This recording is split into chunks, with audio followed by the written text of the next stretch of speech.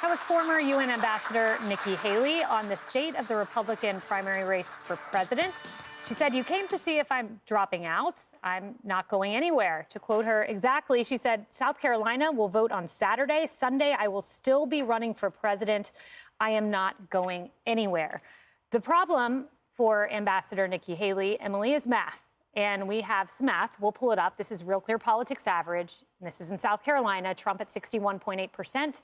Haley, 36.5%. The Trump campaign very bullish on their prospects. Chris LaCivita, Susie Wiles at the Trump campaign have put out a memo saying they believe in the next 4 weeks Trump will clinch the number of delegates, 1,215, needed to secure the nomination in the next 4 weeks.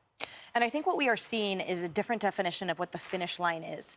So for those sort of looking in, many people are saying it's South Carolina, get out now, you're not going to win it. To the Haley campaign, they are seeing that finish line is after Super Tuesday, right? We know in the next 2 weeks we have those 21 states and territories voting in. We have her surrogate saying that's where we're putting the push, because that's in part where we're going to see the large turnout of independents, suburban women, and those pockets of people that have been really supporting Nikki Haley.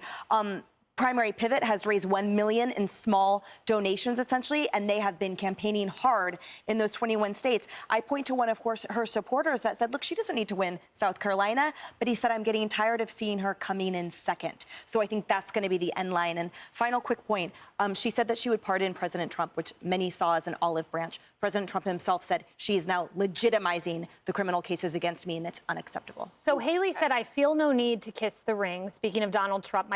But she also said, my purpose has never been to stop Trump. Now, that theory is going to be tested in short order if he secures the nomination. I want you to listen. This was Nikki Haley in July when asked if she would endorse the nominee if it were Trump. And then you'll see her just Sunday.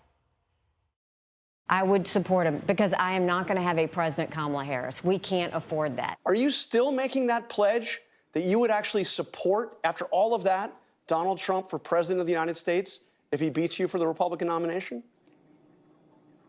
I mean, keep in mind, I am running against him. No, I know. For a reason. I'm running against him because I don't think he should be I don't think he's the right person at the right time. I don't think he should be president. The last thing on my mind is who I'm going to support. That's a shift in language. It is, and it's interesting. While she was giving that speech, the Trump campaign put out a press release where they have received the endorsement from 15 current and former South Carolina sheriffs. So President Trump is clearly running for the Republican nomination. I'm not sure which nomination Ambassador Haley is running for. It could be a third party. And Senator Tim Scott said we would welcome her on the team, Lawrence. Well, I'm where Morgan is. There was a shift in tone over the last few weeks. This sounds like a no-labels candidate. This doesn't sound like someone that is vying for the Republican nomination.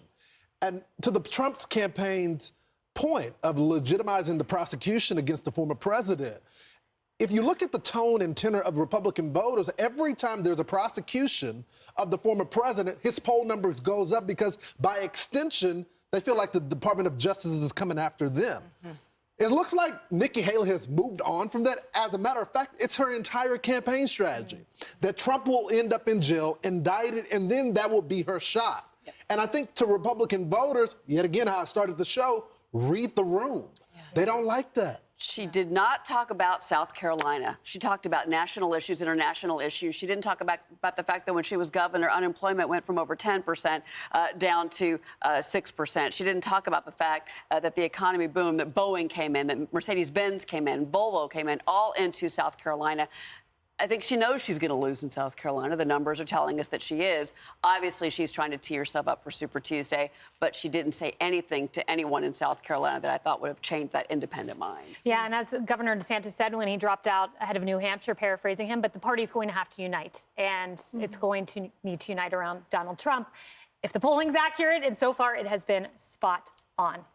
Hey everyone, I'm Emily Campagno. Catch me and my co-hosts Harris Faulkner and Kaylee McEnany on Outnumbered every weekday at 12 p.m. Eastern, or set your DVR.